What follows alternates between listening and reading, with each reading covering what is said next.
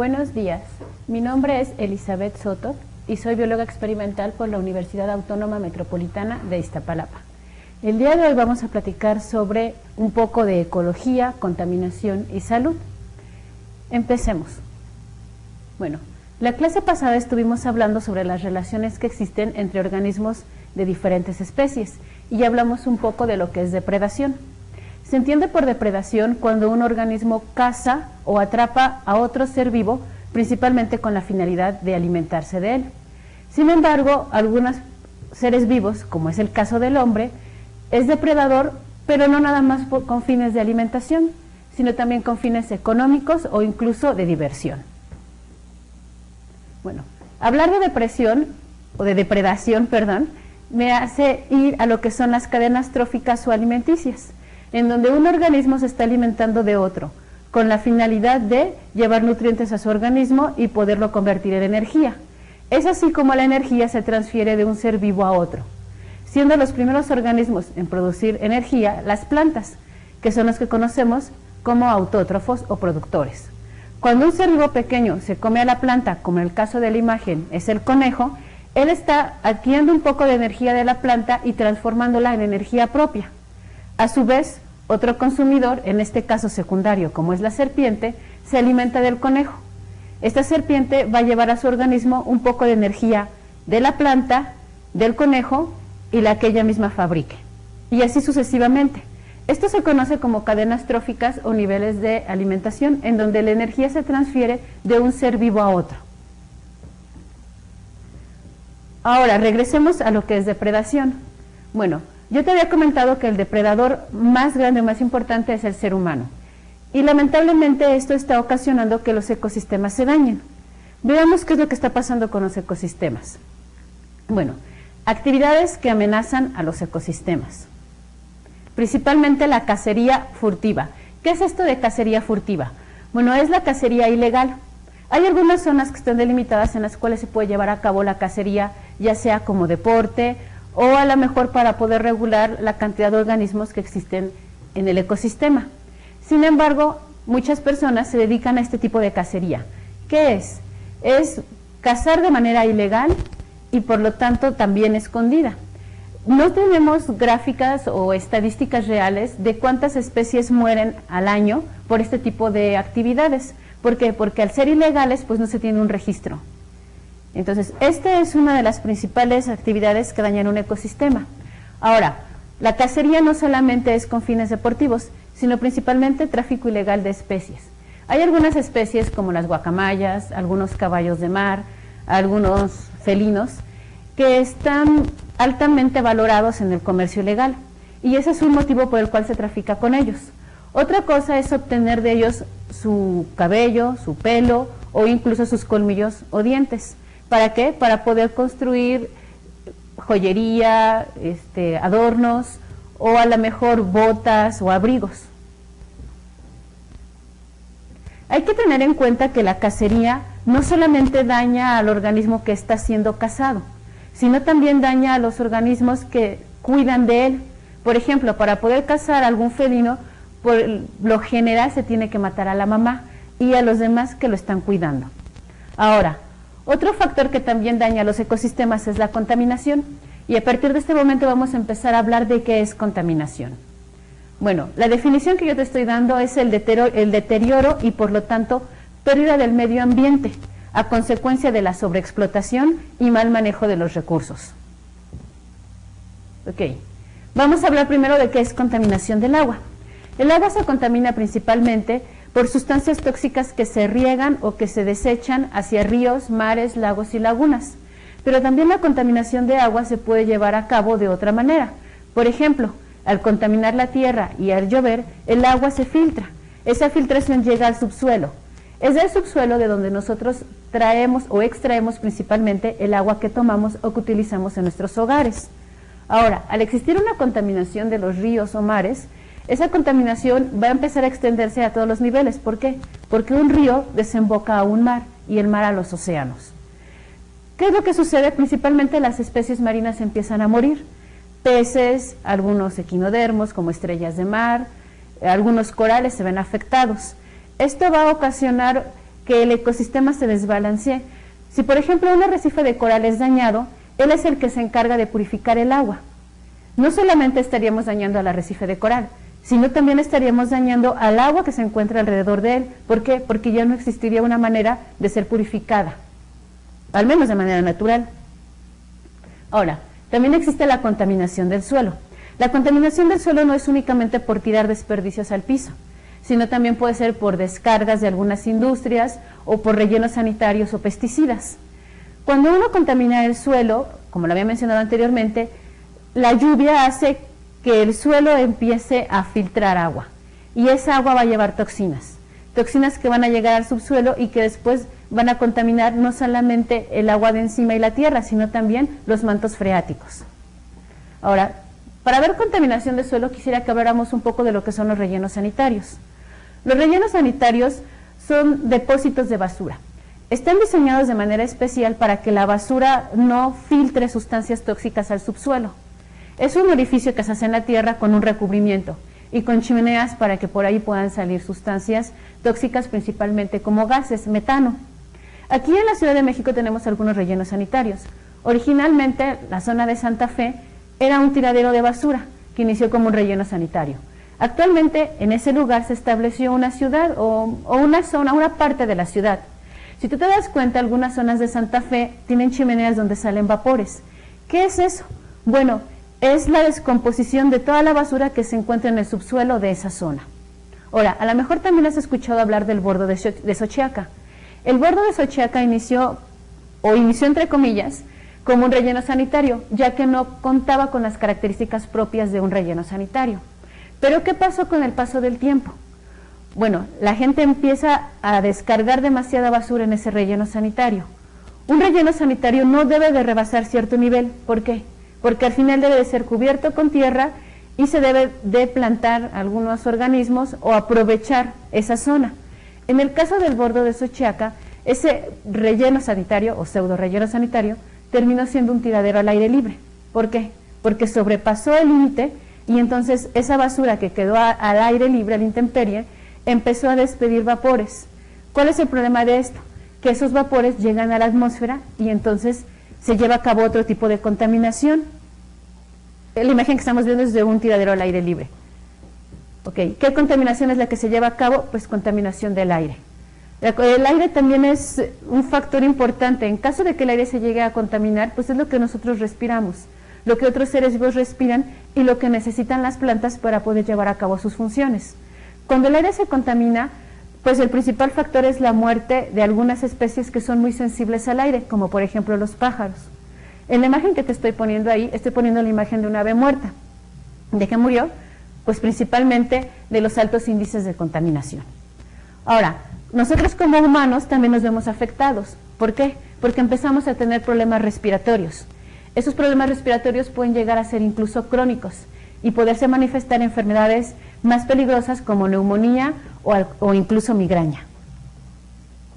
Ahora, veamos cuáles son los principales contaminantes de la atmósfera. Tenemos el smog, que es un conjunto de gases y partículas, también el monóxido de carbono, óxidos de nitrógeno, ya sean nitritos o nitratos, dióxido de azufre, o también en algunos casos se considera como sulfatos, hidrocarburos. ¿Cuáles son los hidrocarburos? Son derivados del petróleo, como el metano, el butano. Esos no solamente los liberan los escapes de automóviles, sino también son los que se liberan cuando se descompone la materia orgánica. Por ejemplo, lo que libera un tiradero o un relleno sanitario. El ozono, que también hemos escuchado hablar mucho de él, y las partículas suspendidas. ¿Qué son las partículas suspendidas? Las partículas suspendidas son algunas pelusas o polvo que vemos flotando en el aire. A lo mejor cuando tú ves hacia contraluz, vas a ver que hay como polvo flotando. Bueno, esas son las partículas suspendidas y esas también ingresan a nuestro sistema respiratorio. Okay. Bueno, cuando el suelo se contamina, cuando el aire se contamina, cuando el agua también se contamina, empiezan a suceder algunos factores que están dañando el ecosistema. El principal es la deforestación y desertificación. Son dos conceptos diferentes. Deforestación significa la pérdida de fauna y flora en un cierto lugar. Desertificación significa cuando esa zona que perdió su flora y su fauna empieza a tener crecimiento de otra flora característica del desierto. Y es lo que yo te comentaba en la clase anterior. Esto es lo que va a originar que un bioma o ecosistema pase a ser otro diferente.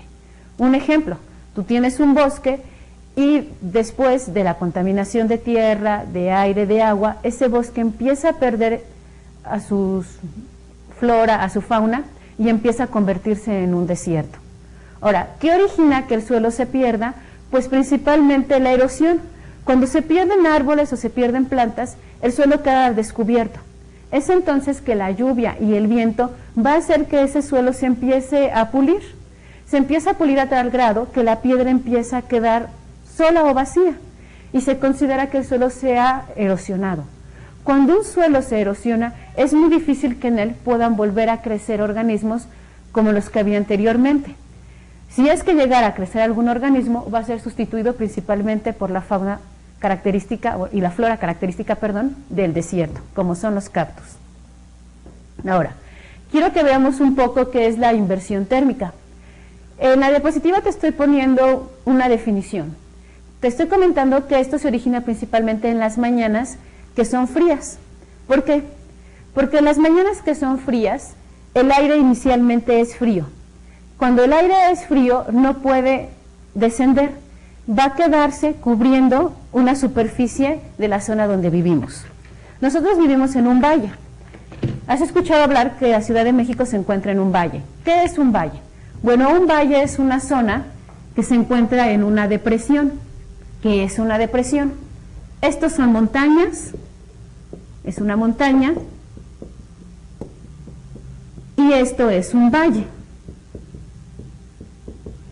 Si has visto a tu alrededor, nosotros nos encontramos entre montañas y cerros. La Ciudad de México está en un valle, en una depresión. Bueno, en las mañanas frías, el aire frío queda aquí, ¿ok? Y el aire caliente, que es el que el sol va a empezar a calentar cuando salga, va a quedar en esta parte de aquí. ¿Qué sucede en las mañanas frías que hay inversión térmica? Bueno, sucede que el aire frío se encuentra arriba, no puede descender porque es menos pesado que el caliente. Cuando el sol empieza a salir, empieza a calentar la corteza terrestre.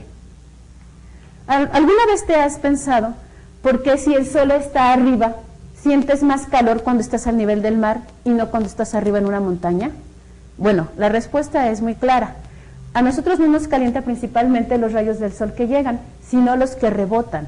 Cuando el sol atraviesa la atmósfera, pega en la tierra, y lo que nos calienta es el calor que rebota de la tierra. Bueno, en las mañanas cuando el sol empieza a calentar, calienta el suelo, y lo que rebota es lo que empieza a calentar el aire que se encuentra aquí. Este aire, al ser caliente, empieza a elevarse, pero empieza a elevarse con partículas tóxicas, como puede ser monóxido de carbono, sulfatos, nitratos. Ahora, este aire caliente que empieza a subir no tiene salida. ¿Por qué? Porque el aire frío que se encuentra aquí le está obstruyendo el paso. Entonces, ¿qué sucede? Esto se vuelve prácticamente una olla de aire caliente en donde se encuentran partículas tóxicas. Eso es la inversión térmica. Y esto se origina principalmente en las mañanas, cuando el sol empieza a calentar. Ese es el motivo por el cual cuando se dice que los INMECAS están muy elevados, o sea, el valor que mide la contaminación que hay aquí, es que nos prohíben hacer actividades al aire libre, o incluso algunos niños entran a la escuela más tarde. ¿Por qué? Porque conforme va pasando el día, conforme este aire empieza a moverse y este empieza a salir, disminuyen los niveles de contaminación aquí. Y entonces nosotros ya podemos estar más tranquilos al llevar una vida afuera de nuestros hogares. Aunque, ojo, el hecho de que estemos adentro del hogar no quiere decir que no nos va a tocar un poco de este aire tóxico. Bueno, esto es inversión térmica. Quiero que veas qué es efecto invernadero. Es prácticamente lo mismo que esto. ¿Qué es el efecto invernadero? El hecho de que se quede concentrado aquí todo el calor. En un invernadero, tú tienes tus plantas, las cuales están cubiertas por vidrios, los cuales van a hacer el efecto de calor en el interior. El sol va a reflejar en el vidrio, lo va a atravesar, pero ya no le es tan fácil regresar.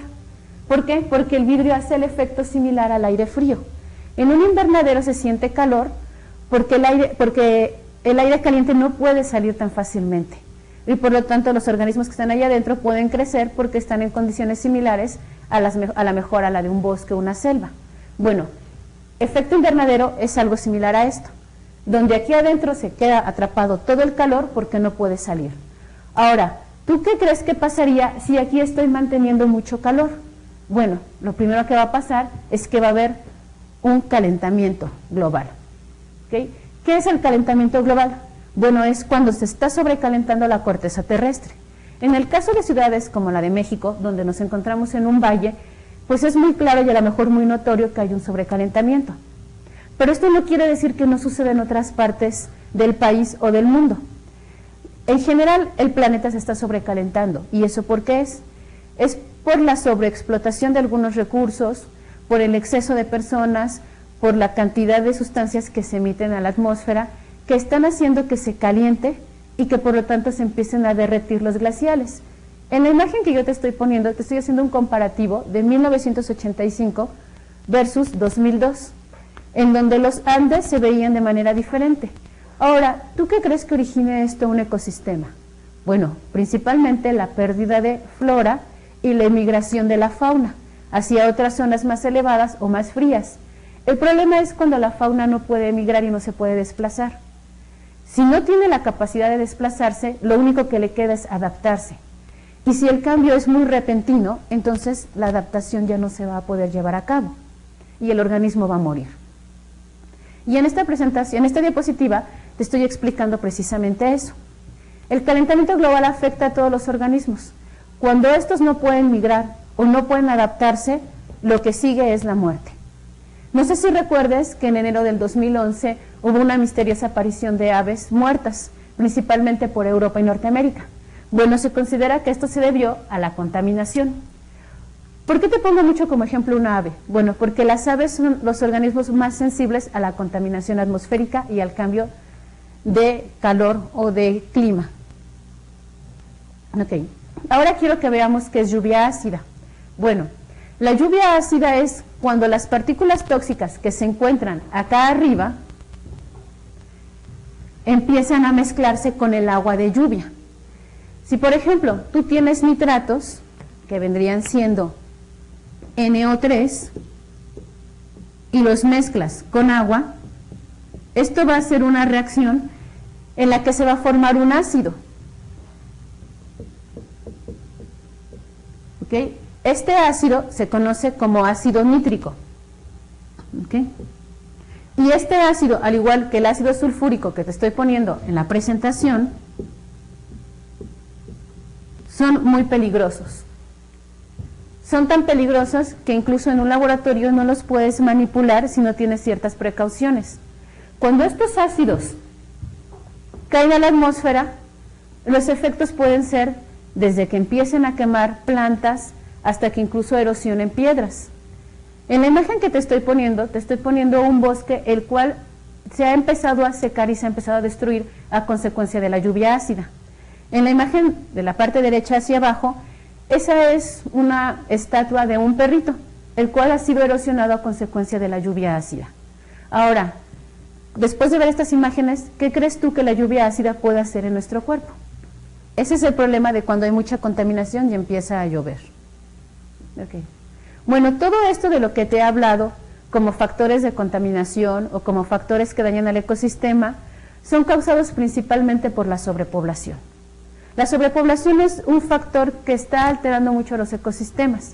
Es por eso que actualmente se están implementando muchas campañas de planificación familiar. ¿Por qué?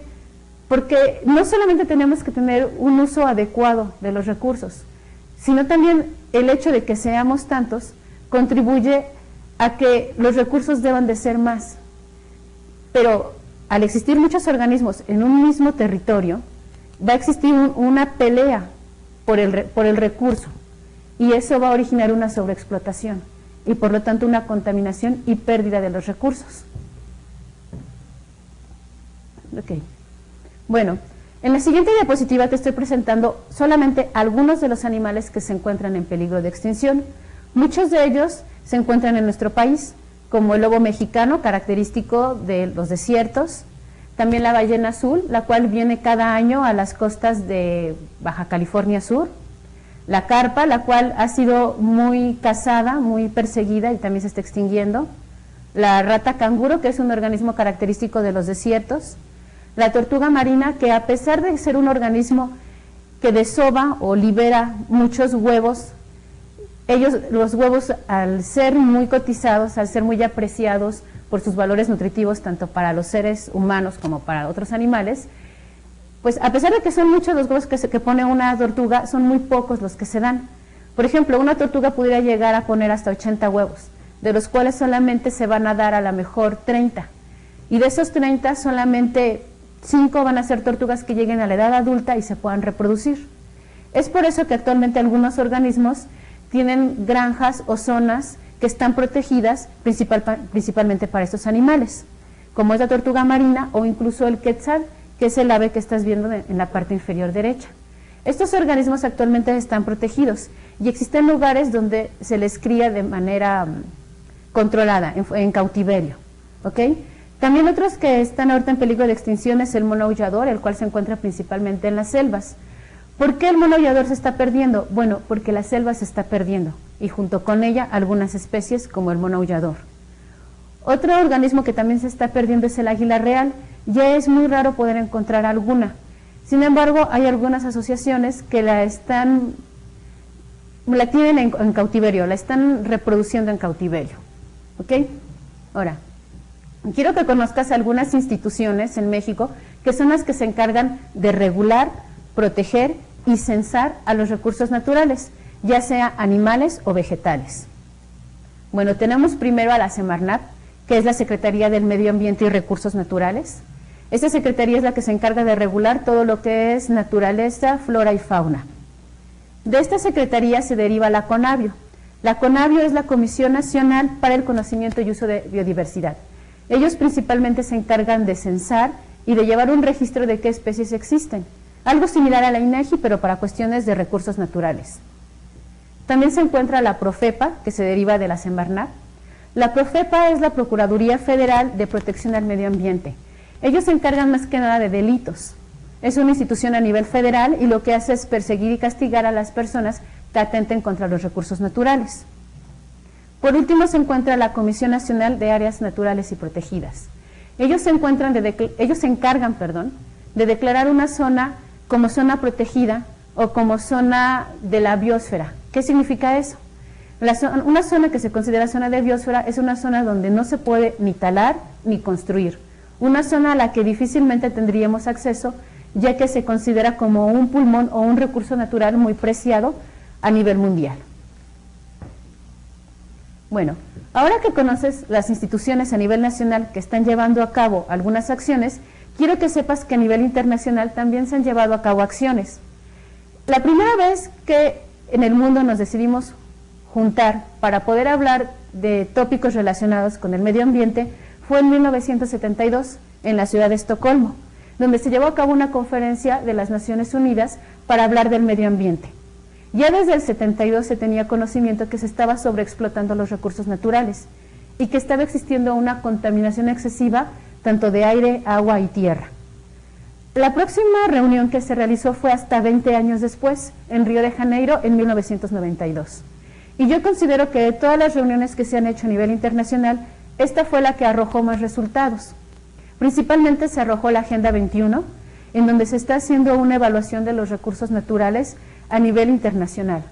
También se planteó un programa para que los países subdesarrollados pudieran proteger sus áreas y por lo tanto sus recursos naturales.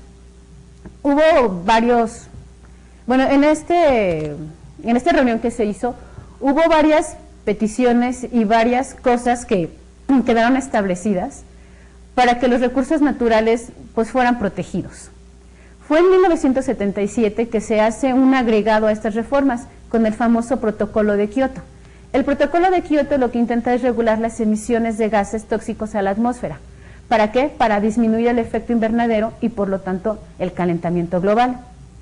Lamentablemente en el 2000 se lleva a cabo otra reunión en Suecia en donde creo que el acuerdo más importante al que se llegó es que no se habían cumplido todos los puntos anteriores, tanto el protocolo de Kioto como los de Río de Janeiro.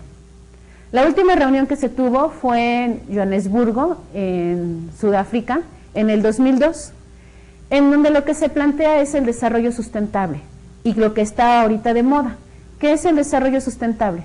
Bueno, es buscar que un ecosistema por sí solo pueda ser sustentable, que la gente que habita en una región o en una zona, ya sea selva, bosque o tundra, pueda utilizar los recursos de la zona, emplear principalmente la energía que la zona le da, ya sea energía del sol, energía del viento o energía de algún río, para convertirla en energía eléctrica y en energía que él mismo emplee. De esta manera no dañar el ecosistema y no saturarlo.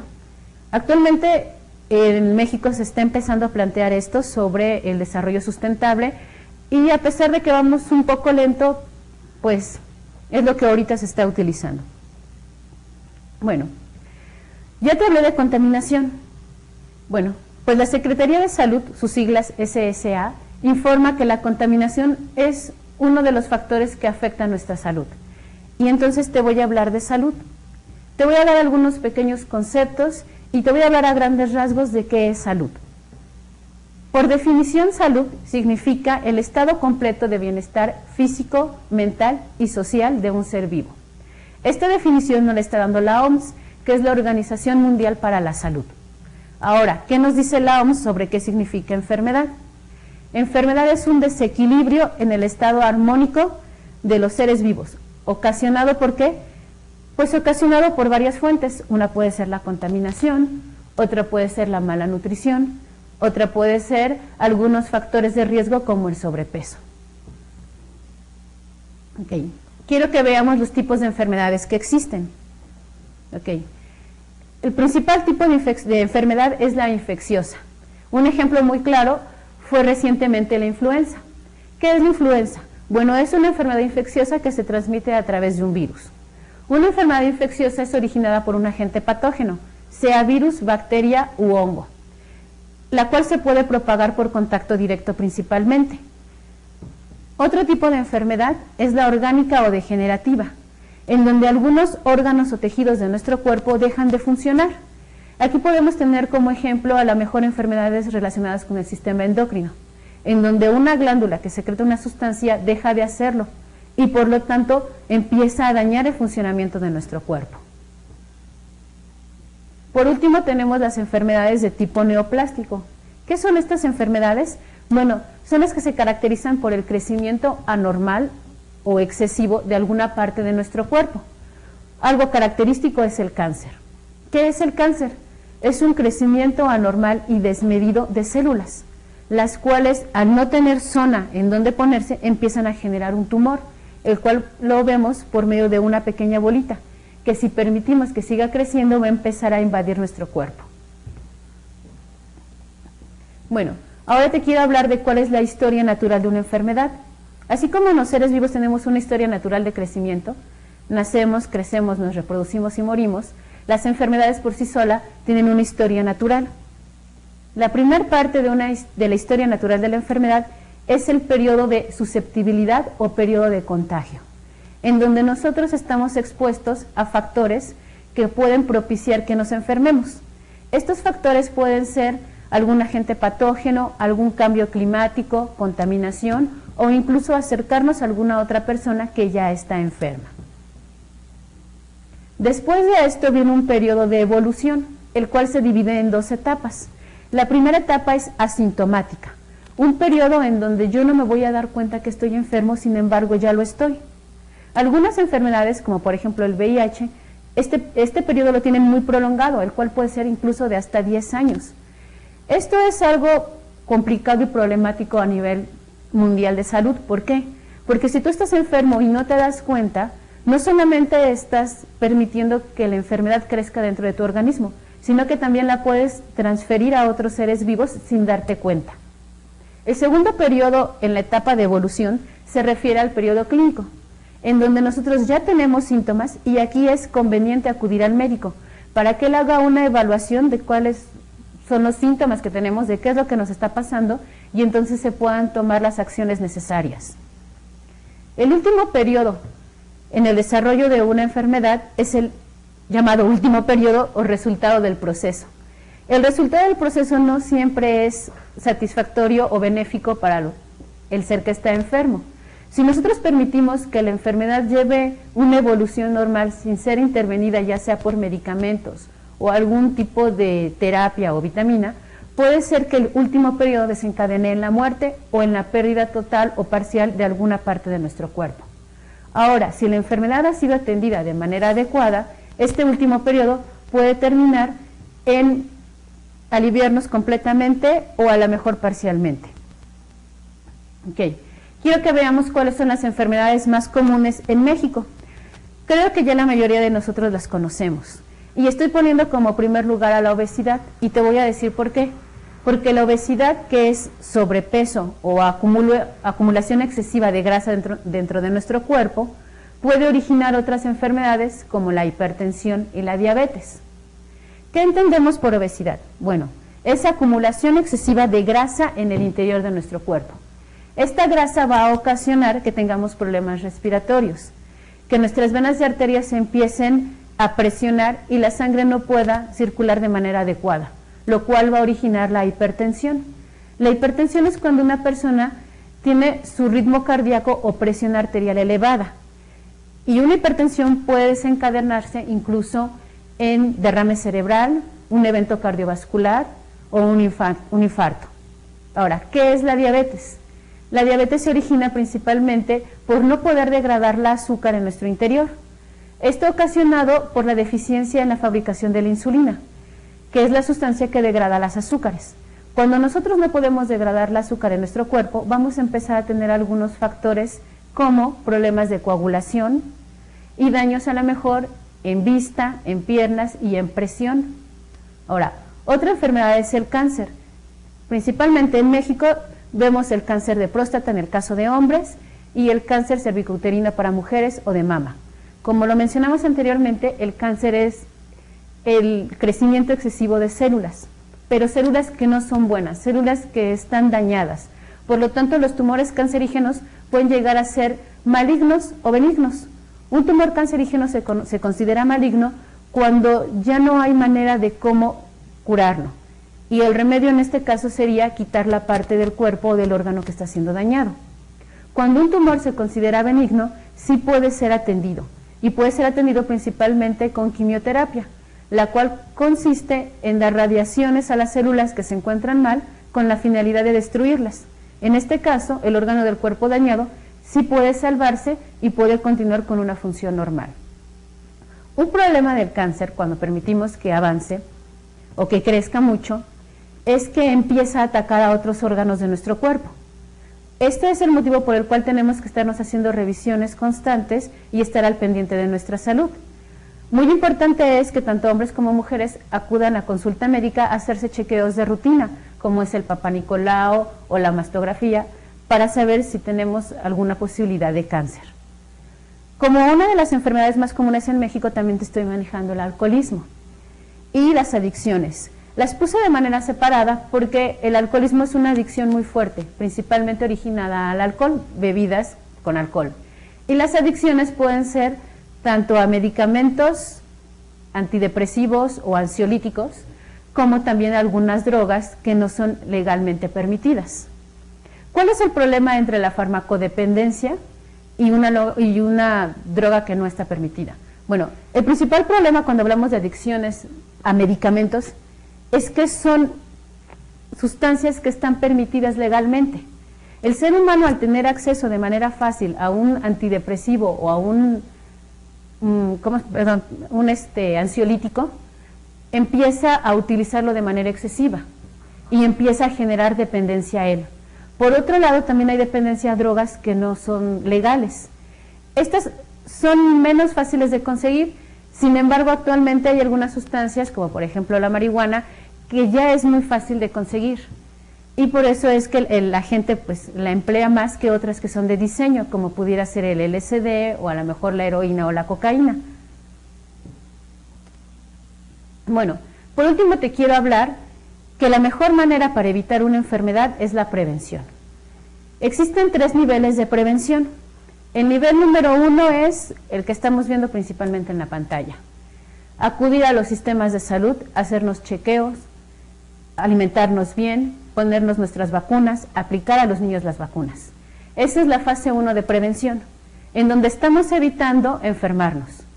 Cuando esto no es suficiente, tenemos que pasar a la fase 2 de prevención. ¿En qué consiste esta fase 2 de prevención? Es cuando ya nos enfermamos y aunque no tenemos los síntomas, sabemos que al estar en contacto con algunas personas o algunas situaciones de riesgo, tenemos que administrarnos medicamentos preventivos o a lo mejor vitaminas. Esa sería la prevención fase 2. La prevención fase 3 es cuando ya tenemos la enfermedad y tenemos que tratarnos para evitar que ésta siga avanzando, ya que de no serlo así, entonces empezaría a ocasionarnos daños a nosotros y a las personas que nos rodean. ¿Okay? Con esto yo estoy terminando lo que es salud. Espero que no haya ninguna duda relacionada al tema. También quiero comentarte que con eso terminamos lo que son las clases de biología. La próxima vez que nos veamos ya será con otro tema también relacionado para ciencias. Agradezco tu atención, de mi parte sería todo. Hasta luego.